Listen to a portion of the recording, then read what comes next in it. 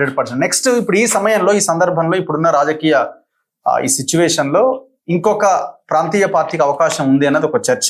ఆ చర్చను మేమే స్టార్ట్ చేసినాం. సో మీ అభిప్రాయం ఏంటి? ఇప్పుడు మీరు మళ్ళీ పాలిటిక్స్ లో ఎప్పుడు కూడా పొలిటికల్ వ్యాక్యూమ్ అనేది ఇంపార్టెంట్. ఇవాళ కాంగ్రెస్ పార్టీ పరిస్థితి 18 నెలల కాలంలో 6 గ్యారంటీలు 420 హామీలు ఇచ్చి ఒక్క బస్సులో ఫ్రీ మహిళలకు తప్ప ఏ గ్యారంటీ కూడా ఇవ్వట్లేదు. ఇలా కాంగ్రెస్ పార్టీని ఏ కార్యకర్త అడిగినా కూడా మా పార్టీ పరిస్థితి అయిపోయింది. రేవంత్ రెడ్డి గారే చెప్తున్నాడు, నా దగ్గర డబ్బులు లేవు, నన్ను కోసుకొని తిన్నా కూడా డబ్బులు రావు, నేను ఎక్కడికైనా పోతే చెప్పులు ఎత్తుకపోయే దొంగలాగా చూస్తున్నారు అంటున్నాడు. ఇదే రేవంత్ రెడ్డి గారు అది ప్రతిపక్షంలో ఉన్నప్పుడు ఏమన్నాడు, నేను 1 సంవత్సరం కడుపు కట్టుకుంటే అవినీతి చేయకుండా కుంభకోణాలు చేయకుండా ఉంటే 50,000 కోట్ల ఎడమ చేత తీసి పడేస్తా, నాకు తెలియని విద్యం ఉంది, హైదరాబాద్ నగరాన్ని ఎట్లా డెవలప్ చేయాలి, ఎట్లా ఆదాయం తీసుకురావాలి, నాకు తెలిసినంత రియల్ ఎస్టేట్ ఎవరికి తెలియదు, అసలు ఎట్లా అప్పుల కుప్ప ఉన్న మాట వాస్తవమే, కానీ మేము సిన్సియర్ గా పనిచేస్తాము, తెలంగాణ ప్రజలకు ఇచ్చిన హామీలు నెరవేర్స్తామని చెప్పిండు. మరి 18 నెలల కాలంలో 18 సెకండ్లు నిరుద్యోగులకు టైం ఇవ్వలే, ఉద్యమకారులను కలవలే, అమరవీరుల కుటుంబాలను పట్టించుకోలే, ఇచ్చిన హామీలు పట్టించుకోలే, కొత్తగా మూసీ నదికి 150,000 కోట్లు అన్నారు. వీళ్ళకి నిజంగా చిత్తశుద్ధి ఉంటే ఏదో రకంగా చేయొచ్చు. మీ టీవీ ఛానల్లో మీరు పొద్దున్న లేస్తే ఎన్నో వేల కోట్ల లక్షల కోట్ల స్కాములు బయట పెడుతున్నారు. కేసీఆర్ కుటుంబము, కేసీఆర్ కోటరీ చేసిన ఐఏఎస్ ఆఫీసర్ల దందాలు, రియల్ ఎస్టేట్ వాళ్ళు చేసిన దందాలు, రేవంత్ అట్లుంది. రేవంత్ పరిస్థితి జారుడు బండ మీద ఉంది. ఆయన రోజు కేసీఆర్ గారికి బ్రాండ్ అంబాసిడర్ గా పనిచేస్తున్నాడు. ఫామ్ హౌస్ లో ముఖం లేక దొంగలాగా సరే సంతోష్ బండి తీరా అని పారిపోయిన కేసీఆర్ ని మళ్ళీ 10 లక్షల మందితో మీటింగ్ పెట్టేటట్టు చేసింది రేవంత్ రెడ్డి. రేవంత్ రెడ్డి ఇంకా ప్రతిపక్ష నాయకుడు ఉండి కేసీఆర్ తిట్టడమే, ముఖ్యమంత్రి పని చేయట్లే. అది అట్లుంది. కాంగ్రెస్ పార్టీ రాదనేది కాంగ్రెస్ వాళ్ళే చెప్తున్నారు కాబట్టి వీళ్ళనంతా దోచుకుంటున్నారు. ఇలా 10% కమిషన్ ఒక మంత్రి అయితే 20% కమిషన్ ఒక మంత్రి భార్య. Open secret. అందరూ ఎమ్మెల్యేలు కూడా దందాల మీద పడ్డారు. 2 సంవత్సరాలు అయిపోయింది, 3 సంవత్సరాలే ఉంది, ఎట్లాగో మనం అధికారంలోకి రావని విచ్చలవిడిగా స్కాములు చేస్తున్నారు. మొత్తం చిల్లర పార్టీ ఇది. మీగడ, పాలు, పెరుగు, వెన్న అంతా కేసీఆర్ వేసుకొని పోయాడు. ఈ మిగిలిపోయిన కేసీఆర్ వదిలిపెట్టిన పిప్పి ఉంది కదా, చెరుకు మిగిలినాక, ఆ పిప్పి కోసం చిల్లరగాళ్ళు చిల్లర పంచాయతీ చేస్తున్నారు. ఈ చిల్లర పార్టీ అంటున్నారు, చిల్లరగా అయిపోయింది. ఇకవైపు టీఆర్ఎస్ పార్టీ బీఆర్ఎస్ అయింది, బీఆర్ఎస్ బొంద తవ్వుకుంది. కేసీఆర్ అనేటోడు ఎక్స్పైర్ అయిపోయిన టాబ్లెట్. మన ఇంట్లో డోలో పారాసిటమాల్ అయిపోయినాక ఆ షీట్ పడే బుద్ధి కాదు, ఎప్పుడైనా పనికొస్తుందేమో కూడా అది వాడడం. పేరుకి అట్లా ఉంటది కానీ అది తెలంగాణ కోసం పనిచేసే పార్టీ కాదు. అది భారత రాష్ట్ర సమితి ముసుగులో వాళ్ళు సంపాదించిన అక్రమాస్తులు, 1000 కోట్ల వజ్రాలు, బుర్జ్ ఖలీఫా బిల్డింగులు, అమెరికాలో ఆస్ట్రేలియాలో ఉన్న ఎస్టేట్లు కాపాడుకోవడానికి ఒక పార్టీ పెట్టుకున్నారు. అది ఎప్పటికీ అధికారంలోకి రాలేదనే కవిత, కేటీఆర్ కొట్టుకుంటున్నారు. హరీష్ ఒకవైపు చూస్తున్నాడు, కవిత ఒకవైపు చూస్తుంది, కేటీఆర్ ఇంకోవైపు చూస్తున్నాడు. వాళ్ళు రాకుమారుడు కాదు, గ్రీకు వీరుడని ఆమె చెప్తుంది. మా పార్టీ సామాజిక న్యాయం చేయలేదు, తెలంగాణ అన్ని రకాలుగా అభివృద్ధి చేయలేదు, 10 సంవత్సరాల అధికారంలో ఉండి కూడా కేసీఆర్ గారు భౌగోళిక తెలంగాణకే పరిమితమైండు, ఇది ప్రజా తెలంగాణ కాదు, సామాజిక తెలంగాణ కాదు అని సొంత కూతురే చెప్తుంది. అంటే టీఆర్ఎస్ పని అయిపోయిందని కవిత గారే చెప్తున్నారు. బీఆర్ఎస్ అనేది తెలంగాణకు అవసరం లేదని ప్రజలు గుర్తించారు. అసలు తెలంగాణ అనే పదమే తీసేసిన వాడు బీఆర్ఎస్ పార్టీ మాకు ఎందుకండి ప్రజలు అంటున్నారు. ఇప్పుడు ఆల్టర్నేటివ్ బీజేపీ వైపు చూస్తే బీజేపీ వాళ్ళు వాళ్ళే 2 చెవులలో 2 కమలం పూలు పెట్టుకొని నోరు తెలుసుకొని కూర్చున్నారు, ఏమన్నా డబ్బులు ఇస్తాడేమో అని. ఆల్రెడీ కేసీఆర్ తో మ్యాచ్ ఫిక్సింగ్ ఉన్న లీడర్లు ఎవరో వాళ్ళు సోషల్ మీడియాలో పేర్లు పెడుతున్నాడు. డైరెక్ట్ రేవంత్ రెడ్డితో మ్యాచ్ ఫిక్సింగ్ ఉన్న లీడర్లు ఎవరో పెడుతున్నారు. అంటే 3 పార్టీలు 4 కోట్ల తెలంగాణ ప్రజల్ని ద్రోహం చేస్తున్నాయి. కంచె చేను మేసింది అన్నట్టు ఎవరి పార్టీని వాళ్ళే దవ్వుకొని డబ్బుల కోసం, దేశం కోసం, ధర్మం కోసం కాదు, దేహం కోసం, ధనం కోసం, చందాల కోసం, దందాల కోసం. కాబట్టే తెలంగాణ 4 కోట్ల ప్రజల ఆకాంక్షల కోసం కొత్త రాజకీయ పార్టీ రావాల్సిన అవసరం ఉంది. ఇవాళ తెలంగాణ దిక్కులేనిదైంది, తెలంగాణ సోయిలేనిదైంది. గద్దర్ అవార్డుల పేరుతో ఆంధ్ర కల్చర్ వేరు, మన కల్చర్ వేరని చెప్పి మన తెలంగాణ ఎవరి ఆధ్వర్యంలో ఈ పార్టీ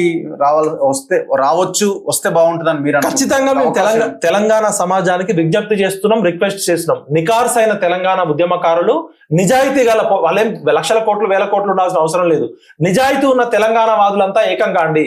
తెలంగాణ కోటి రత్నాల వీణ, కోటి గాయాల వీణ అవుతుంది. అన్ని తెలిసిన కేసీఆర్ ఆగం చేస్తే ఏం తెలవని రేవంత్ రెడ్డి తెలంగాణ సోయి లేకుండా పరిపాలిస్తున్నాడు. తెలంగాణని పూర్తిగా అవమానిస్తున్నాడు. మళ్ళా కోస్తా ఆంధ్ర కమ్మోళ్ళ చేతిలో ఉన్నట్టుంది. ఇవాళ జూబ్లీ హిల్స్ లో కూడా మళ్ళా చంద్రబాబు నాయుడు పోటీ చేసే పరిస్థితి వచ్చింది. అంటే గద్దర్ అవార్డుల పేరుతో ఆంధ్ర సంస్కృతికి పట్టం కట్టిండు. నెక్స్ట్ డే టీడీపీ ఖమ్మం జిల్లాలో క్యాంపెయిన్ స్టార్ట్ చేసింది. ఏది మన ఎయిర్టెల్, వోడాఫోన్ వాళ్ళు ఎట్లయితే సిమ్ కార్డులు ఇస్తుంటారో అట్లా టీడీపీ వాళ్ళు క్యాంపెయిన్ పెట్టి మళ్ళీ టీడీపీ రాబోతుంది. రేవంత్ రెడ్డి భుజం మీద తుపాకీ పెట్టి ఇవాళ సమైక్యాంధ్ర పాలకులు, ఇవాళ అనిరుద్ధ్ రెడ్డి గారు స్పష్టంగా చెప్తున్నారు, ఆయన జడ్చర్ల ఎమ్మెల్యేనా, ఆయన ఏమంటున్నాడు, ఇవాళ చంద్రబాబు నాయుడు కోవర్టులు, చంద్రబాబు నాయుడు ఏజెంట్లు హైదరాబాద్ లో భూములు మొత్తం వాళ్ళ దగ్గర ఉన్నాయి. కాంట్రాక్టులు మొత్తం చంద్రబాబు నాయుడు చేతిలోకి వెళ్ళిపోయినాయి. ఇరిగేషన్ ప్రాజెక్టులు మొత్తం వాళ్ళ చేతిలోకి వెళ్ళిపోయినాయి. పేరుకు మాత్రమే తెలంగాణను పాలిస్తుందంతా చంద్రబాబు కోవట్లని కాంగ్రెస్ ఎమ్మెల్యే అనిరుద్ రెడ్డి గారు బహిరంగ చెప్పారు. మరి ఎందుకు చెప్తున్నాడు ఆయన? కాంట్రాక్టులు వాళ్ళే, రియల్ ఎస్టేట్ బిజినెస్ వాళ్ళదే, ఇసుక దందా వాళ్ళదే, అన్ని మాఫియా, ఎడ్యుకేషన్ మాఫియా వాళ్ళదే. మరి రేవంత్ రెడ్డి వచ్చినాక కాంగ్రెస్ కార్యకర్తలకు కానీ తెలంగాణ వాళ్ళకి ఏమైనా లాభం జరిగిందా అని మీ ఎమ్మెల్యేని ఎందుకు సస్పెండ్ చేయరు? మరి అనిరుద్ రెడ్డి చెప్పింది నిజమే కదా. ఇలా ప్రజలందరూ అనిరుద్ రెడ్డి గురించి ఎందుకు మాట్లాడుతున్నారు అంటే ఆయన చెప్పింది నిజమే. అంటే పూర్తిగా దొంగ చేతికి తాళం ఇచ్చినట్టు రేవంత్ రెడ్డి ఆంధ్ర, కోస్తాంధ్ర, కమ్మోళ్ళ చేతిలో బానిసైండ్ అనేది స్పష్టంగా చెప్తున్నారు. ఏ వర్గం చేతిలో అయితే తెలంగాణ ఉద్యమం వ్యతిరేకంగా వచ్చిందో ఇలా తెలంగాణ దిక్కులేనిదైంది. అందుకనే మేము తెలంగాణ ప్రజలకి రిక్వెస్ట్ చేస్తున్నాం, తెలంగాణ వాదులారా, నిరుద్యోగులారా, విద్యార్థులారా, రచయితలు, కవులు, కళాకారులారా, మన కోసం మనమే ఒక పార్టీ పెట్టుకోవాలి. టిఆర్ఎస్ పార్టీ ఐపీ పెట్టింది తెలంగాణ ప్రజలకి 1500 కోట్లు డబ్బులు డిపాజిట్. ఎట్లా సాధ్యం అని మీరు అనుకుంటున్నారు? ఇప్పుడు అంతా పైసలు, రాజకీయాలు అంతా మారిపోయింది కదా, పొల్యూటెడ్ అయిపోయినాయి కదా పాలిటిక్స్ అంతా. ఇప్పుడు సరైన విద్య వైద్యం అనేది మధ్యతరగతి ప్రజలకి అందని అయిపోయింది. ఒక మధ్యతరగతి కుటుంబంలో ఒకసారి హాస్పిటల్కి పోతే ప్రైవేట్ హాస్పిటల్ కి లక్షల రూపాయల అప్పులై ఆ కుటుంబం పేదరికంలోకి వెళ్ళిపోతుంది. వైద్యం, విద్య ఈ రెండు కీలకము. ఉపాధి, తెలంగాణలో సహజ వనరులు చాలా ఉన్నాయండి.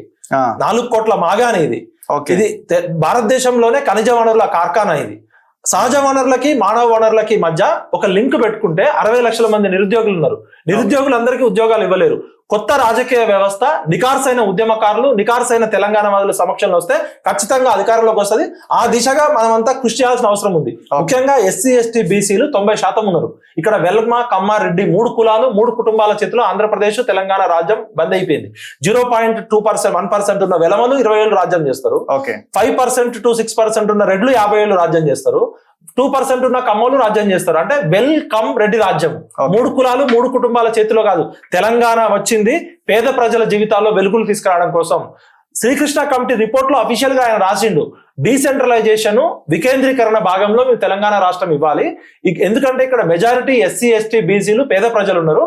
వీళ్ళకి అధికారం రావాలంటే తెలంగాణ చిన్న రాష్ట్రం అయితే పరిపాలన వికేంద్రీకరణ వస్తుందని చెప్తే ఇదే కాంట్రాక్టర్లు, ఇదే mafia, sand mafia, land mafia, liquor mafia, అంటే ఓటును కొనుక్కొని మళ్ళీ పొంగులేటి శ్రీనివాసరెడ్డికి తెలంగాణ ఉద్యమంతో ఏం సంబంధం ఉందండి? ఇప్పుడు ఆయన మంత్రి అయితే ఇప్పుడు ఎవరి ఆధ్వర్యంలో వస్తుందని మీరు అనుకుంటున్నారు? ఖచ్చితంగా ఉద్యమకారులంతా ఏకంగా. ఇప్పుడు ఈటల రాజేంద్ర పార్టీ అంటుండు, ఎవరు మన తిన్మార్ మల్లన్న పార్టీ అంటుండు, ఇంకా కొంతమంది ఉద్యమకారులు అందరం కలిసి పార్టీ పెడదాం అంటున్నారు. ఎట్లా?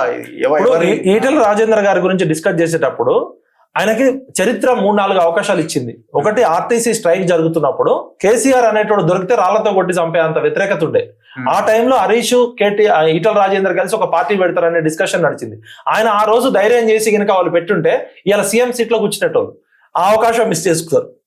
కేసీఆర్ అవమానం చేసి గంజిలో ఈగలాగా తీసి పడేసినప్పుడు నేను ఈటల రాజేంద్ర గారి ఇంటికి వెళ్ళిన. ఆ రోజు అర్ధరాత్రి ఈటల రాజేంద్ర గారి ఇంటి ముందు కొన్ని వేల మంది తెలంగాణ వాదులు ఈటల రాజేంద్ర అన్న పార్టీ పెడితే బాగుంటది అన్నారు. ఎందుకంటే ఆయన స్వతహాగా తెలంగాణ ఉద్యమకారుడు, సౌమ్యుడు, ప్లస్ ఈ బీసీ బలమైన ముదిరాజు కమ్యూనిటీకి చెందినవాడు.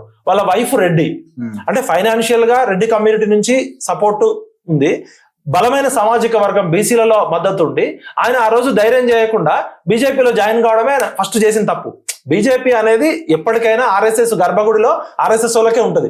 వీళ్ళంతా అవుటర్ రోడ్ ఉన్న వాళ్ళు, ఇబ్బంది పెడతాడని భయపడి ఆయన వ్యాపారాలు కాపాడడానికి వెళ్ళిన అంటారు. ఇప్పుడు ఆయన కోళ్ళ వ్యాపారాలు ఉన్నాయి. వ్యాపారవేత్తలు రాజకీయాల్లో ఇదే ప్రాబ్లం అండి. వ్యాపారం వాళ్ళు వ్యాపారం చేసుకోవాలి, కాంట్రాక్టర్లు వ్యాపారం చేసుకోవాలి. సక్సెస్ అవుతారా ఈ సమయంలో పెడితే? ఆయన 3 సార్లు ప్రజలు ఆయన కోసం వెయిట్ చేసిరు.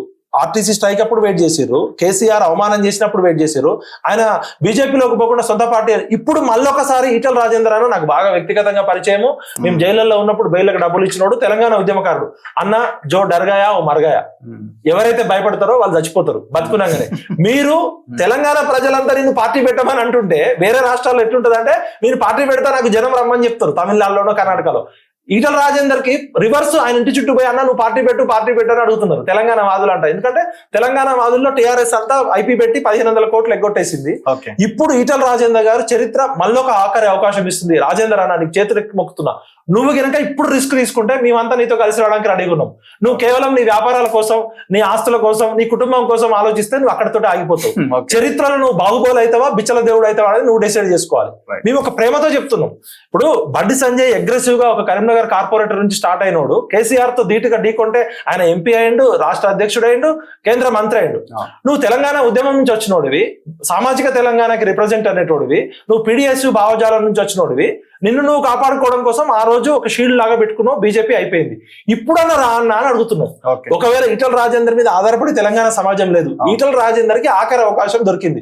అవమానాన్నైనా భరిస్తాం కానీ ఆత్మగౌరవాన్ని భరించమని అంటారు.